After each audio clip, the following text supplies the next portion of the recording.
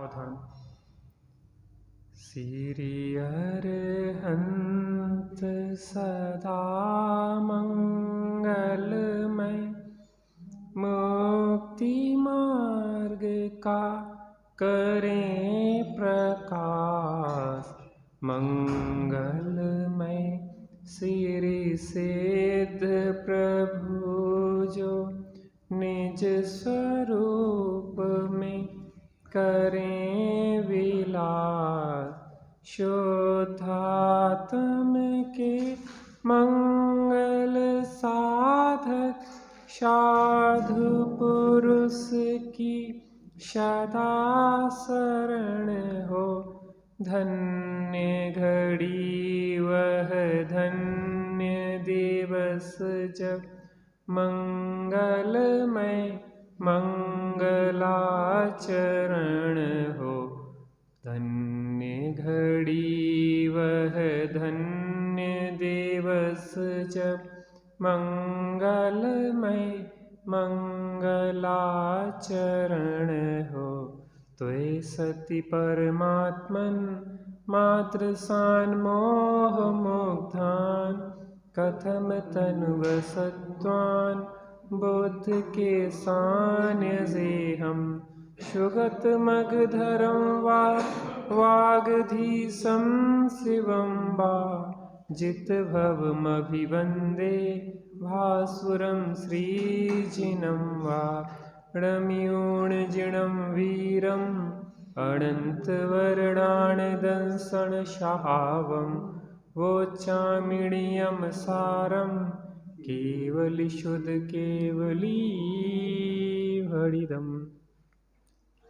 इति जिनपति मार्गात् बुद्ध तत्त्वार्थ जातः, त्यजतु परम शेषं चेतना चेतनं च। भजतु परम तत्त्वं चिच्चमत्कार मात्रं, परविरहित मंतर निर्विकल्पे समाधौ।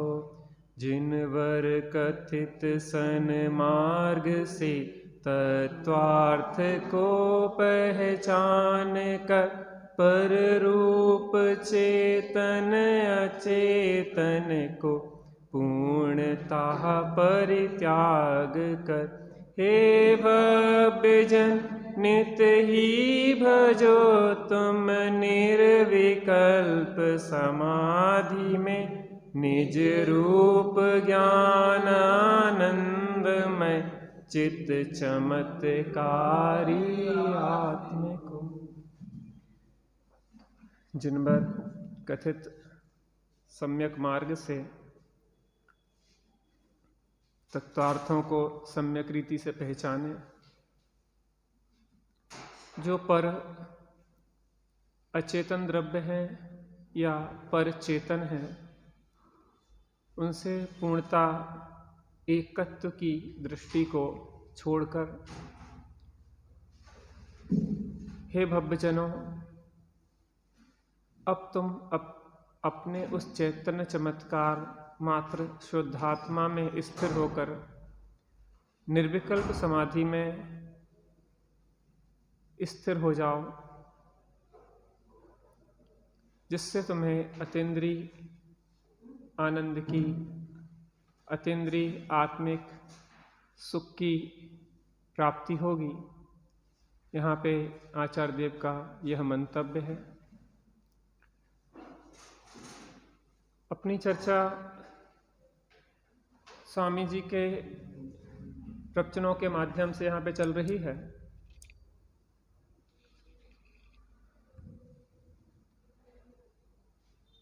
आश्रव, चूंकि तत्वार्थों को जान के चर्चा है, तो तत्वार्थों को कैसे जाने, इसकी यहाँ पे चर्चा है। जीव अजीव तत्वार्थों को जानने की चर्चा अपन ने समझी है। अब आश्रव तत्वार्थ को किस तरीके से समझें जिसमें हम छोड़ पाए उन्हें, और जो पुण्य पाप रूप होकर रहे हैं वे आश्रव और बंध इस जीव को दुख रूप है, ऐसा जान। तथा भगवान आत्मा उनसे रहित है, अर्थात जो रागादि होकर रहा है, जो राग रहित होकर रहा है, वह आत्मा, ऐसा भी जान। इस प्रकार वीतराग परमेश्वर त्रिलोकीनाथ ने जो मार्ग कहा है उसके द्वारा तत्वार्थ समूह को जानकर ऐसा कहा, जो पुण्य पाप रूप होकर रहे हैं वे आश्रय और बंध इस जीव को दुख रूप है। कल अपन ने चर्चा की थी आस्तीन का सांप। एक व्यापारी की दुकान में बहुत चोरी होती थी, बहुत प्रयत्न किए लेकिन चोर आखिर पकड़ा नहीं जा रहा था। सभी नौकरों को बदल दिया लगभग, तो भी चोरी बंद नहीं हुई। एक बार उन्होंने सीसीटीवी कैमरा लगवाया और देखा कि चोरी करने वाला कौन था, उनकी स्वयं की संतान, जिसको कहते हैं कि जिस थाली में खाते हैं उसी में छेद कर देते हैं। आत्मा को और आश्रवों का बद्ध घातक संबंध है। आचार्य देव ने समयसार में टीका में एक दृष्टांत दिया है। पीपल के पेड़ में उत्पन्न होने वाली लाख उत्पन्न होती तो पीपल के पेड़ में ही है, लेकिन पीपल के पेड़ को ही खोखला करती। किसको खोखला करती है? पीपल। ऐसे ही आश्रव भाव है, मोह राग देश के भाव हैं, उत्पन्न कहाँ होते हैं? चैतन्य सदन के आंगन में उत्पन्न होते हैं। लेकिन कैसे उत्पन्न होते हैं? कांटों से पैदा हो जाते चैतन्य सदन के आंगन। आपके आंगन में आपने कांटों वाला वृक्ष बो दिया है, कांटों वाली घास लगा ली है, अब वो आपके आंगन में जो उगी है वो किसको तकलीफ देगी? आपने अपने आंगन में कीले फंसा रखी हैं, गाड़ रखी हैं, तो किसको चुभेंगी वो? जी, अगर कॉन्सेप्ट क्लियर हो जाए हमारा जीवन भर के लिए, अगर हमें सुखी होना है, अनंत काल के लिए सुखी होना है, तो कि हमारे दुख का कारण हमारा स्वयं का ही अज्ञान है, तो हम अपने अज्ञान को दूर करने का प्रयत्न करेंगे, ना कि दूसरे को अपने से दूर करने का प्रयत्न करेंगे। व्यवहारिक दृष्टि से देखें तो अपने ही किए हुए शुभाशुभ कर्म उन्हीं का उदय है, और वर्तमान में देखा जाए तो अपने वर्तमान दोष में अपने ही उनसे जुड़ के जो अटैचमेंट चल रहा है और मोहराग देश के भाव उत्पन्न हो रहे हैं, वही हमें चुभन पैदा कर रहे हैं। पारसनाथ मुनिराज ओले सोले पत्थर उपसर के बीच में भी सहज समता भाव में स्थित हैं, और हम अनेक अनुकूलताओं के बीच में भी चुभन को महसूस कर रहे हैं।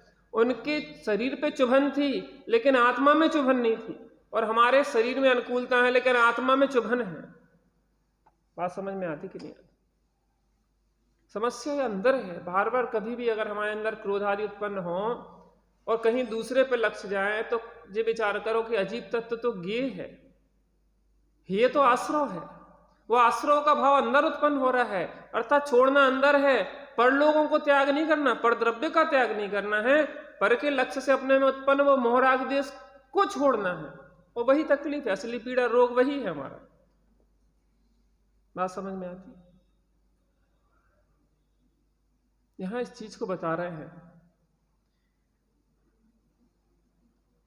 वे आश्रय और बंध इस जीव को दुखरूप हैं ऐसा जान, तथा भगवान आत्मा उनसे रहित है, अर्थात जो राग रहित होकर रहा है वह आत्मा है। राग रहित होकर रह रहा है वह आत्मा है, अर्थात जो राग सहित है उसको हम आत्मा ही स्वीकार नहीं करते। इसका मतलब यह है कि अरिहंत तो सिद्ध आत्मा ही आत्मा है, हम तो आत्मा होके भी आत्मा है कहां? या तो हम अजीब बन बैठे हैं या आश्रव बंध बन बैठे हैं। बात समझ में आई कि नहीं आई? 7 तत्व है ना, इन 7 तत्वों में जीव तत्व को अलग लिया है, और हम जीव तत्व 1 नंबर के होते हुए भी या तो 2 नंबर पे बैठे हैं या 3-4 नंबर पे बैठे हैं, या थोड़े आध्यात्मिक हो जाए तो संबंध निर्जर मोक्ष तत्व होके बैठ गए हैं। वो भी पर्याय रूप भाव है, वो जीव नहीं है, जीव का स्वभाव नहीं है, वो पर्याय रूप भाव है। अरे संबंध निर्जरा भी मोक्ष प्रकट होता है, लेकिन आश्रय योग वो भी नहीं है। अपने को छोड़ के हम किसी रूप भी बन के बैठ जाएं, हम संसार में ही डोलेंगे। मोक्ष को ही देखते रहें तो भी मोक्ष को देखना, मोक्ष जाना है स्वभाव है। सुगति में रहेंगे लेकिन चतुर्गति का अभाव वो विकल्प भी करने वाला नहीं है। इस चीज को बहुत गहराई से समझना पड़ेगा। सुखी होना है वास्तव में अगर तो स्वाध्याय ये तो बहुत छोटी चीज है। अनंत बार मुनि बन गए कल्याण करने के नाम पे, और अनंत बार 11 अंग और 9 पूर्व के पाठी बन गए कल्याण करने के नाम पे। ना तो अभी वैसा हमारे बाहर में क्रियात्मक रूप शुद्ध आचरण है, ना वैसा शिवोपम ज्ञान है। दोनों स्तर पे निचले पायदान में है। तो बाहर में अगर बहुत कुछ उठापटक की है लेकिन अंदर की मान्यता बदले बिना आज तक कल्याण नहीं हुआ। जो मिथ्यात्व का पाड़ा इन शुभोपयोग के पूरे खा गया, शुद्ध आचरण के पूरे खा गया, तुम्हारी तो थोड़ी ढपढपी से होगा क्या? इस पे तो प्रहार करना पड़ेगा, जोरदार प्रहार करना पड़ेगा। लग के अकथमपि मृत्वा तत्व कोतूहलिसन, मौत की कीमत पे लगना पड़ेगा। बिल्कुल, हम तो अब कमर कस ली है हमने। अमृतचंद स्वामी कहते हैं मैंने मोह के अभाव के लिए क्या कर ली है। महिलाएं लड़ने के लिए फेटा कस लेती। फेटा जानते? आ जाओ, हम भी कोई कम है क्या? आज हो जाएगी। ईंट का जवाब कैसे देंगे? फेटा कस लेते हैं लोग, पुरुष लोग कमर कस लेते हैं, आ जाओ युद्ध के लिए। हम कोई कमजोर हैं क्या? अरे कमर कसना है और फेटा कसना है तो कर्मों के अभाव के लिए कसो, इस मिथ्यात्व कसायों के अभाव के लिए कसो। दूसरे परद्रव्य अजीब हैं और वो अजीब तुम्हें दुखी नहीं करते, वो मात्र गे हैं, हे तो आश्रय और बंध है। आहा, वह आत्मा है ऐसा भी जान, जो राग रहित होकर रह रहा है वह आत्मा है ऐसा भी जान। इस प्रकार बीतराग परमेश्वर त्रिलोकी नाथ ने जो मार्ग कहा है उसके द्वारा तत्तार समूह को जानकर ऐसा कहा है। आशय यह है कि जैन परमेश्वर के मार्ग के अतिरिक्त किसी अन्य मत में तत्व की यह बात नहीं हो सकती। दैट्स ऑल, अंतिम डिसीजन है। तो हमें महाभाग्य से जिन परमेश्वर का मार्ग मिल गया है, उपदेश मिल गया है, अब करना क्या है? अब फेटा कसना है बस। कि अब जो बात कही है ज्यों का त्यों श्रद्धानो, कैसा करो? विश्वास करो। आहा, इसलिए उन जिनपति के मार्ग द्वारा तत्वार समूह को जानकर पर ऐसे समस्त चेतन अचेतन को त्यागो। सबसे पहले आगम का सेवन, फिर युक्ति का अवलंबन, फिर परोपर गुरुओं के प्रसाद। ये प्रोसेस, आगम का सेवन करो। रूपचंद सार जी में कहते हैं कि आगम चक्षु साहू, साधु पुरुष, श्रेष्ठ पुरुष, ज्ञानी पुरुष का नेत्र ये चर्म चक्षु नहीं है, ये आगम चक्षु होता है। आंखें बहुत धोखा देती हैं, आपको नहीं लगता कि कितना धोखा दे रही है आंखें? जो आपको हम दिखाई दे रहे हैं, हम नहीं हैं।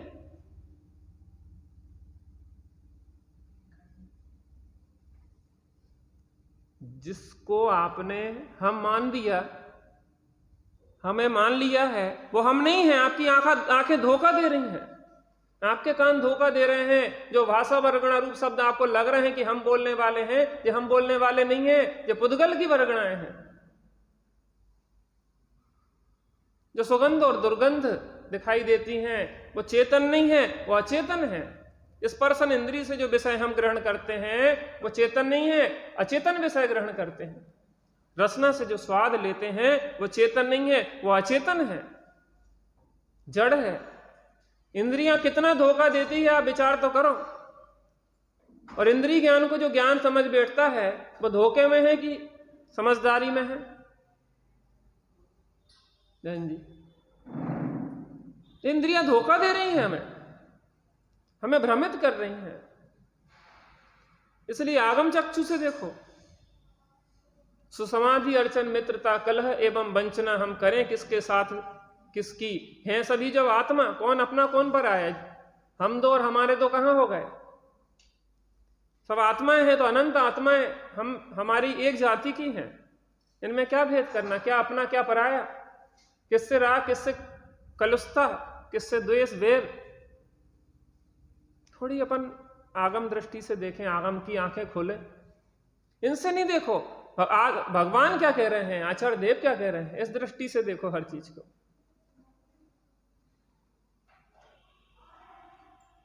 आगम चक्षु साहू, अज्ञानी चर्म चक्षु से देखता है, ज्ञानी आगम चक्षु से देखता है। देव और नार की अवधि चक्षुधारी होते हैं, और केवल ज्ञानी भगवान केवल चक्षु से देखते हैं, केवल ज्ञान रूपी नेत्र से देखते हैं। अपन को कैसे देखना? आगम के सेवन, युक्ति का अवलंबन। भगवान ने कह दी तो ठीक है, नहीं नहीं, अब बुद्धि भी लगा थोड़ी। घोड़े को पानी दिखा लिया, बुद्धि लगाओ, दिखाना है कि पिलाना है। ये भी तुम घोड़े को पानी नहीं पिला सकते, ध्यान रखना, प्यास ना हो तो वो पिएगा नहीं। लेकिन पानी यहां उतनी दूर से दिखा दें कि देख घोड़ा वो पानी है, तो पी लेगा क्या?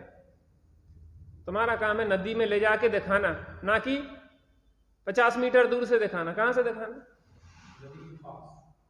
नदी में, पास नहीं, नदी में खड़ा करो उसको। पीना होगा तो पी लेगा, नहीं पीना होगा तो नहीं पिएगा।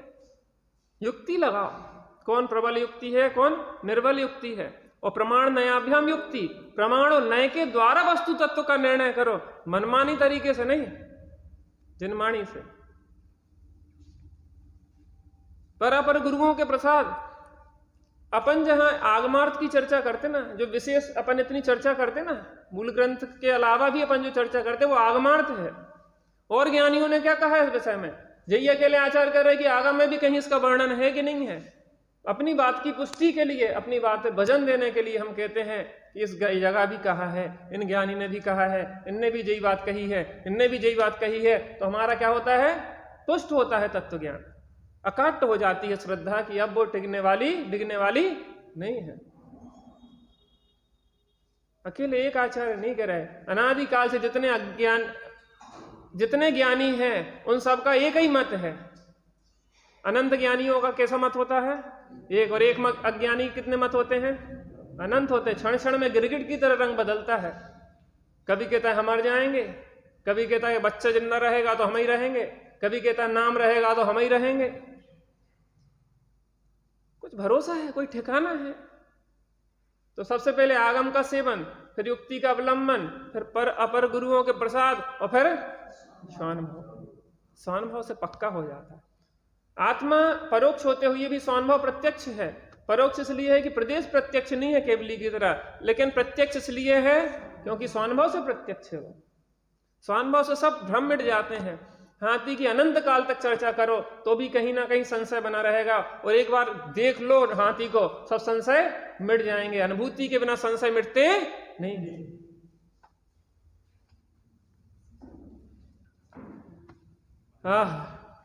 इसलिए उन जिनपति के मार्ग द्वारा तत्वार समूह को जानकर पर ऐसे समस्त चेतन अचेतन को त्यागो।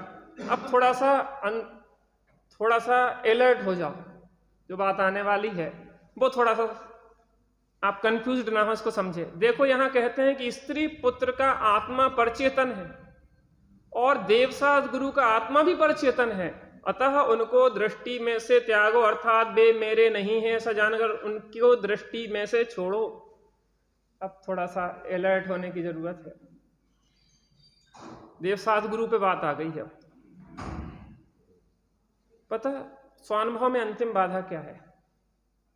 कोई बताएगा?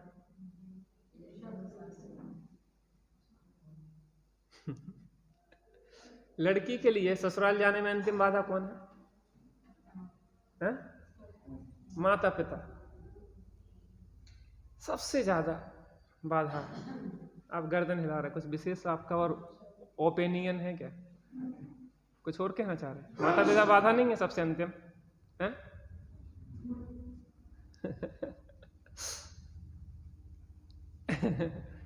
लड़की को अंतिम राग सबसे ज्यादा जो होता है ना माता पिता है, तो माता पिता के गले लग के रोने लग जाती, हम नहीं जाएंगे, हम नहीं जाएंगे, हम नहीं जाएंगे। तो पति भी कहता कि हम नहीं ले जाएंगे। तुम बने रहो। अच्छा इतनी तुम बिल्कुल दहाड़ दहाड़ के रो रही है, हम नहीं जाएंगे, नहीं जाएंगे, तो हम नहीं जाओ तो हम क्या करें? जबरदस्ती थोड़ी ना खजूर के ले जाएंगे। अंतिम बाधा जैसे माता पिता है, वैसे ही स्वानुभव में अंतिम बाधा देवसाद गुरु और आत्मा के विकल्प। क्या कहा?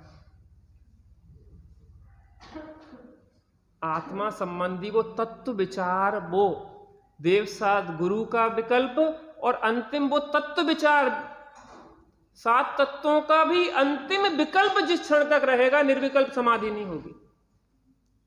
लेकिन लेकिन लेकिन देवसाद गुरु बिना तत्व आएंगे कहां से? और तत्वों के विचार बिना स्वानुभव होएगा कहां से? को समझ में आ रही बात की नहीं आ रही? जे जे जहां साधक हैं तेई तहां बाधक हैं, बाकी राग द्वेष की कथा की कौन बात है।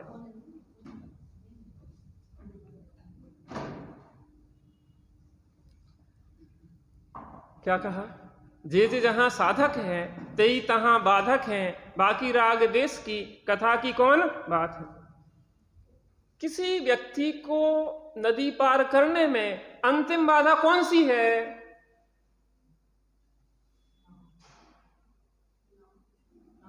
नाव।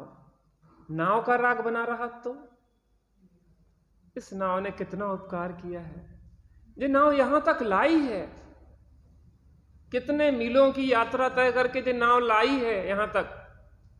अब इस नाव को तो नहीं छोड़ेंगे, हम तो इस पे बैठे रहेंगे, तो पार उतरोगे कि नहीं उतरोगे? कदाचित कोई पार पे आए और नाव को सिर पे रख के ढोए, इसका तो उपकार बहुत है, इसको कैसे छोड़ दें? हम तो सिर पे लेके चलेंगे इसको, तो भी क्या गंतव्य तक पहुंच पाएगा? जे जे जहां साधक है तेई तहां। अरे माता पिता नहीं होते तो इस योग्य नहीं बन पाती तुम कि तुम्हारा विवाह हो सके, लेकिन माता पिता का ही राग बना रहा तो तुम इस योग्य नहीं हो पाओगी कि विवाह हो पाए।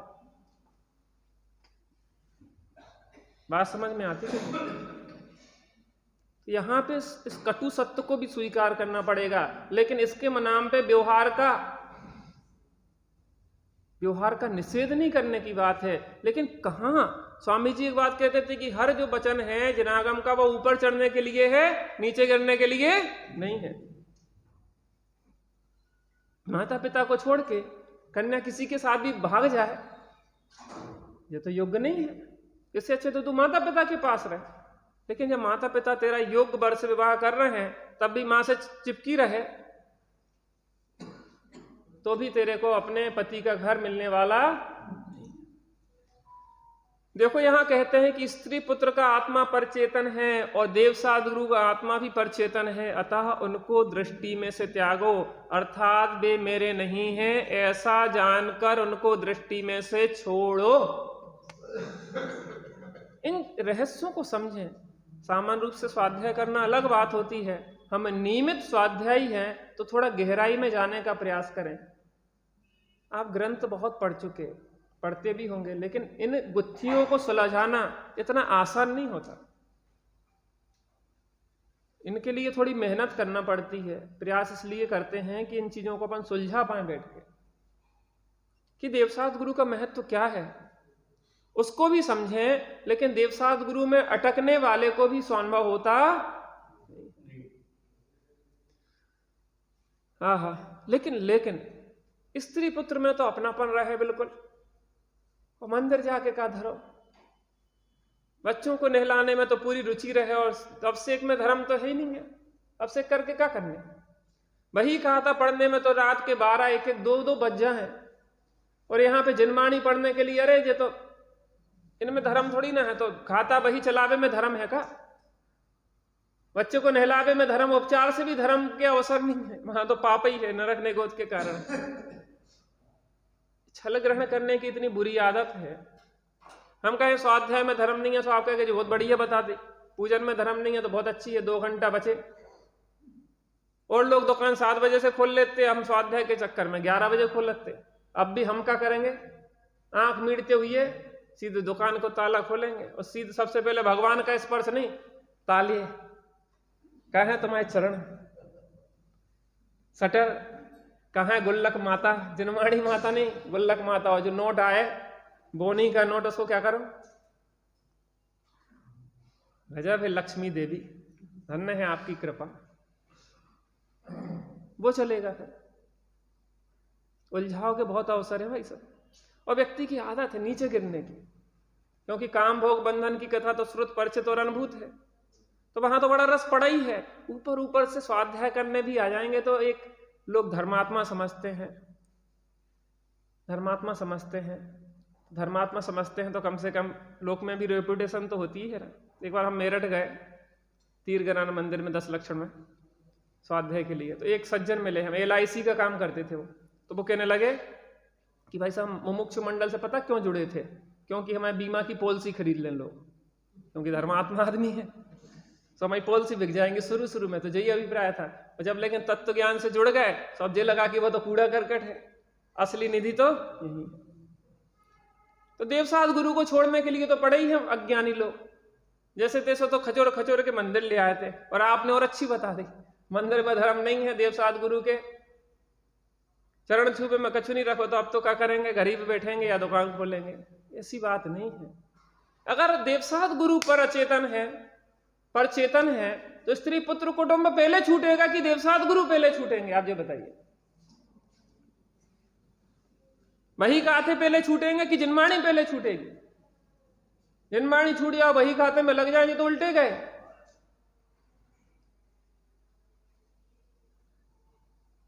आए थे चौबे वन में और दुबे होके चले गए। चौबे जी को हो, द्विवेदी हो तो त्रिवेदी हो, त्रिवेदी गए थे चौबे जी बनने के लिए और द्विवेदी होके लौट गए। माइनस हो गया कि प्लस हो गया? बराबर समझना भैया, बहुत बहुत समझने वाली बात है। देखो अरिहंत भगवान इस आत्मा से परचेतन है। थोड़ी कठोर बात लगेगी, मुझे पूछ रहा, सीता कहे कि हमें राम से कोई मतलब नहीं है, लेकिन रावण के प्रति राग लगाए तो सीलवान कहलाएगी कि नहीं कहलाएगी? रावण तो परद्रव्य है, परद्रव्य, वो राम तो परद्रव्य है, लेकिन रावण हमारा है, रावण हमारा है, तो सीलवान कहलाएगी। अपने की इज्जत करेंगे कि नहीं करेंगे? हाँ, एक स्थिति तो है कि जब सीता ने देख लिया कि संसार स्वार्थ का सगा है, कोई किसी का नहीं है, तो सीता ने कहा कि अब तो हम आत्मा राम से मिलने जा रहे हैं, इस कीमत पे तो राम को छोड़ा जा सकता। बात समझ में आ रही कि नहीं आ रही?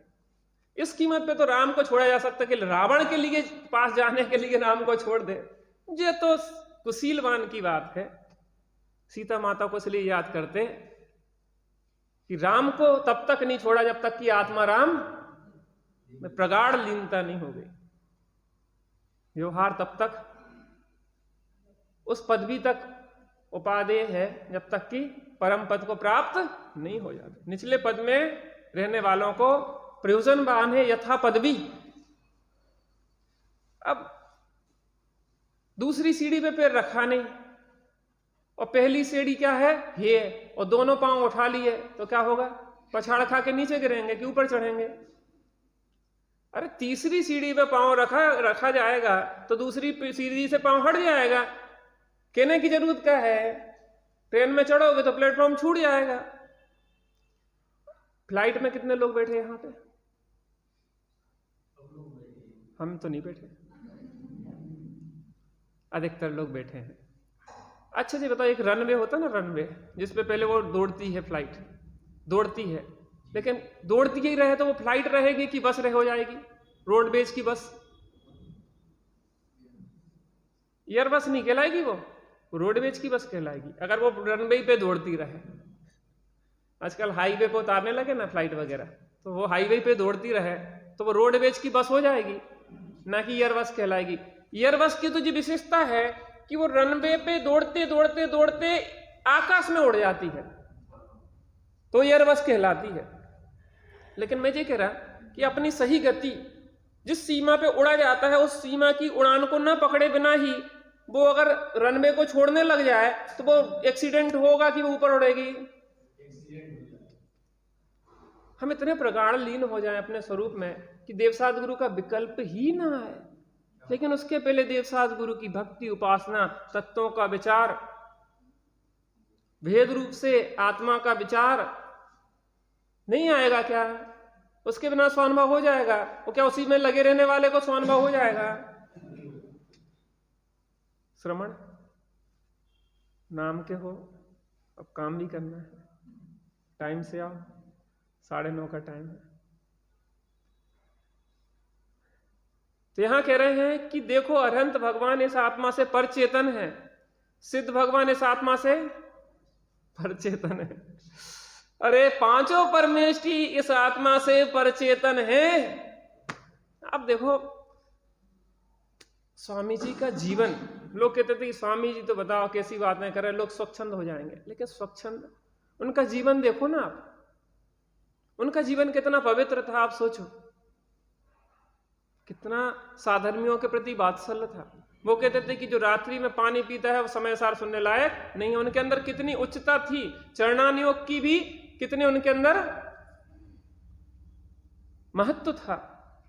लेकिन जब बात आ जाए स्वानुभव की, जब ऊंचे उठने की बात आए, तो पंच परमेष्टि का भी विकल्प आत्मा आपको स्वानुभव होने देगा कि नहीं होने देगा, वो भी बाधा बन जाएगा।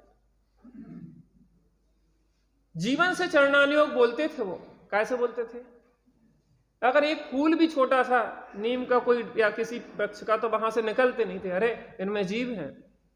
रात्रि में प्रवचन नहीं करते थे, भक्ति भी दिन में होती थी वहां पे, रात में नहीं होती थी भक्ति के लगे हैं जीवों को मारने। पता हम एक दीपक नहीं जलाते, लेकिन हजारों दीपकों की झालरें टांग देते। मुमुक्षु है, क्योंकि एक दीपक में तो हिंसा होती, लेकिन झालरों में अहिंसा होती। झालरों में तो डबल हो रही, एक तो जहां इलेक्ट्रिसिटी बन रही वहां से हिंसा होके आ रही, तारों में कितने जीव चिपक के मर रहे हैं, और यहाँ पे जो जल रहे जो दीपक हजारों,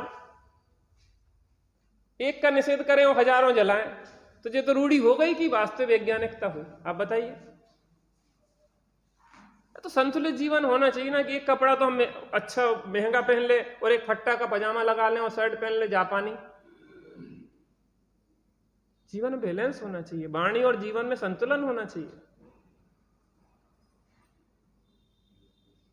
अगर एक दीपक में हिंसा दिखाई दे रही है तो झालरों में भी हिंसा दिखाई देना चाहिए, अनावश्यक लाइटें जलने में भी हिंसा दिखाई देना चाहिए। पंच परमेष्टि जहां पर कहला रहे हैं, तो स्त्री पुत्र कुटुंब में पहले परपना छूटना चाहिए, साधर्मियों में प्रगाढ़ अपनापन होना चाहिए।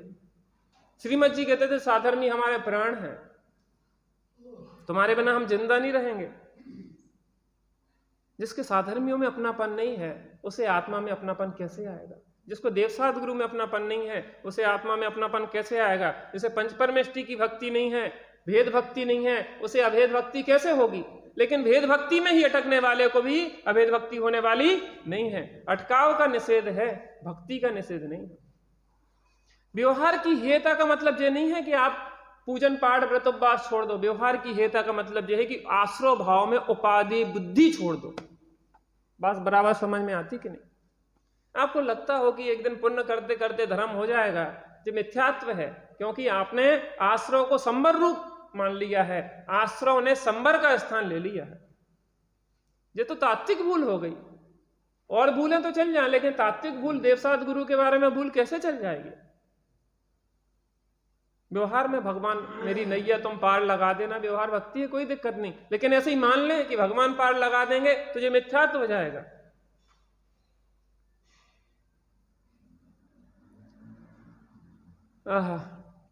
अरे पांचों परमेष्टि इस आत्मा से परचेतन हैं, वे पर हैं, क्योंकि इस आत्मा के कहाँ हैं? अतः उन समस्त पर चेतन और अचेतन को, रागादि पुद्गल विकारों को, उन समस्त चेतन अचेतन, तो 7 तत्वों की चर्चा का विचार करना ना, क्या आया था? इति जिनपति मार्गाद बुद्ध तत्वार्थ जाता। इस जिनपति के मार्ग से जो तत्वार्थों को जानता है, त्यजतु परम शेषम चेतना चेतनम च, पर चेतन और अचेतन को वो त्याग देता है। तो यहां उसी का निरूपण चल रहा है। अतः समस्त पर चेतन और अचेतन को, रागादि पुद्गल विकारों को, चेतन अचेतन हो गए, ये आश्रव भाव हो गए, आश्रव बंध के भाव हो गए, और देहादि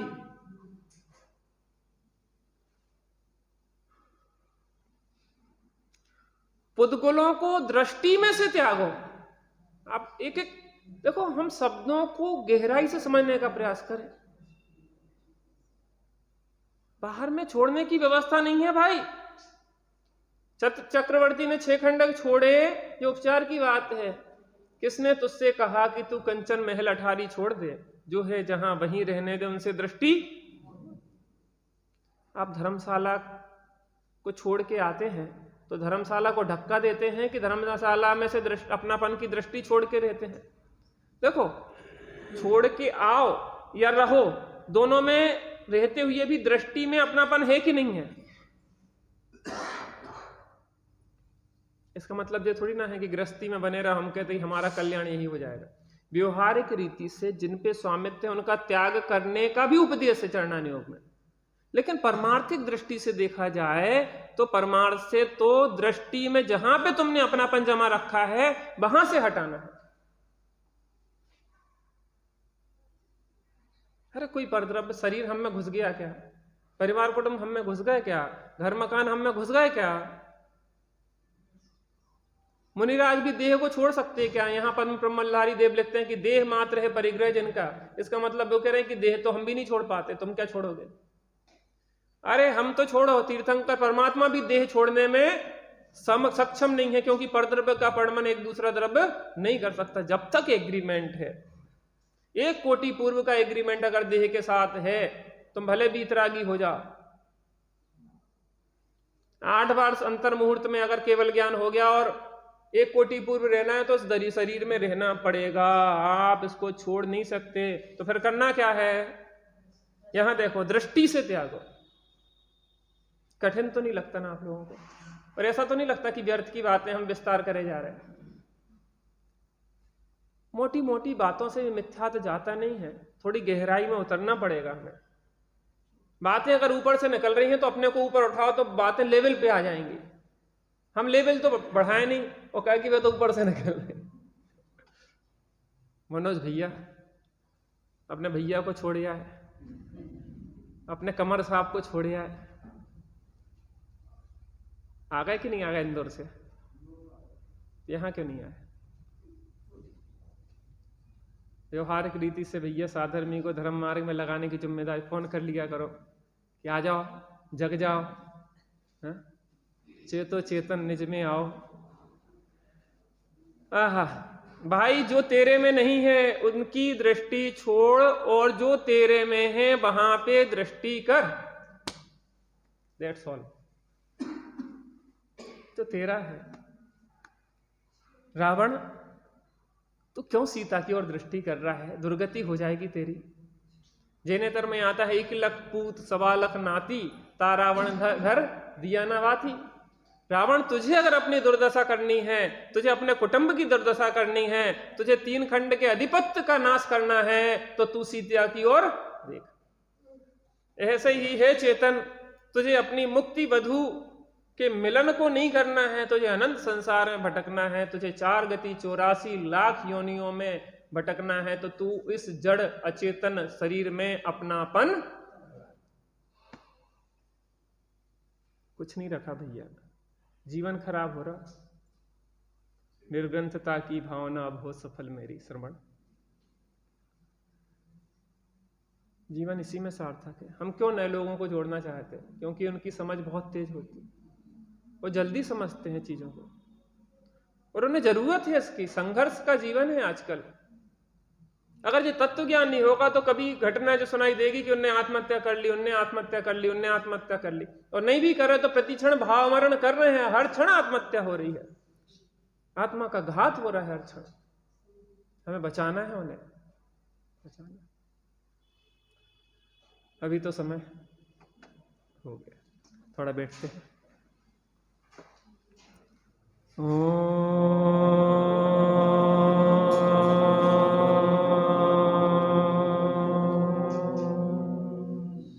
शांति शांति शांति।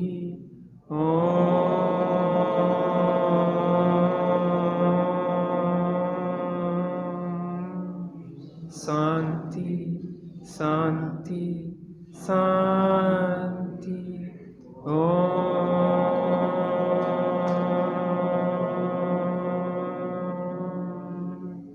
शांति शांति आचार्य देव कह रहे हैं, मुनिराज कहते हैं, कैसे चेतन और अचेतन परद्रव्यों से अपनी दृष्टि को मोड़ लो। अचेतन जड़ द्रव्य तो तुम हो ही नहीं, लेकिन पर चेतन के आश्रय लेने की व्यवस्था नहीं है। पर चेतन की ओर दृष्टि करने से भी विकल्प ही उत्पन्न होते हैं। निर्विकल्प दशा तो मात्र अपने स्वचेतन तत्व का श्रद्धान ज्ञान और स्थिरता से होती है। जहाँ देवशात गुरु ही अपने नहीं है, वहाँ स्त्री पुत्र कुटुंब कहाँ अपने हो सकते हैं। जहाँ चमड़ी ही अपनी नहीं है, तो रोम समूह हमारे कैसे हो सकते हैं। इसलिए समस्त चेतन अचेतन द्रव्यों से दृष्टि हटाकर, यहाँ तक कि आत्मा की परिणति में उत्पन्न होने वाले मोह राग देश के आश्रव आदि भावों से भी विमुख होके निज स्वचेतन तत्व का ध्यान करो, जिससे शांति और निराकुलता का वेदन होगा। थोड़ी देर बिल्कुल शांति से बैठ के अपने निज स्वचेतन में रमण करने का अभ्यास करते हैं।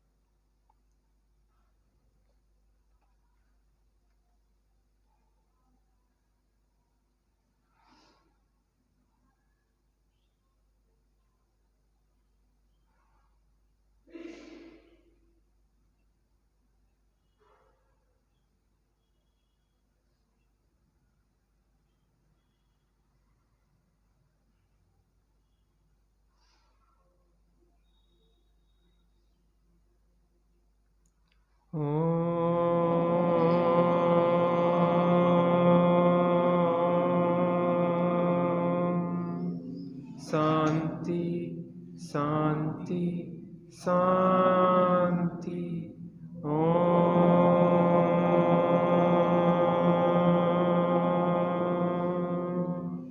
शांति शांति शांति।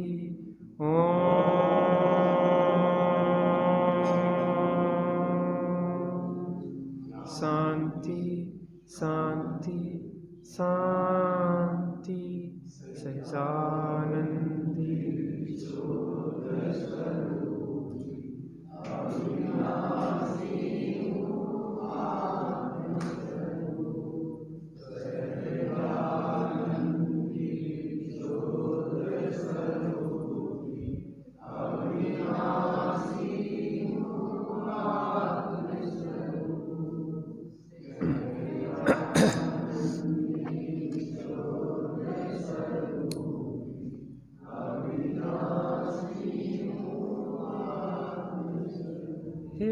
शारदे माँ, हे शारदे माँ, अज्ञानता से हमें तार देना।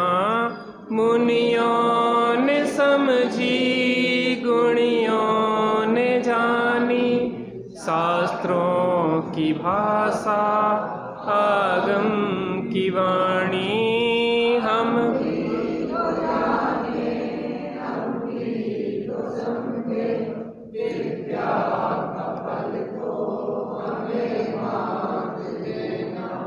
हे शारदे माँ, हे शारदे माँ, अज्ञानता से हमें तार देना।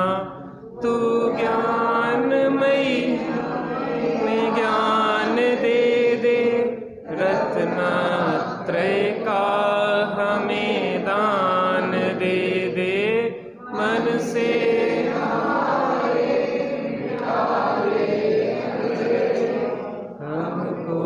उजालों का शिव द्वार देना। हे शारदे माँ, हे शारदे माँ, अज्ञानता से हमें तार देना। तू मोक्षदायी, ये संगीत तुझ में, हर शब्द तेरा, हर भाव तुझ में। हम हैं अकेले, हम हैं अधूरे, तेरी शरण में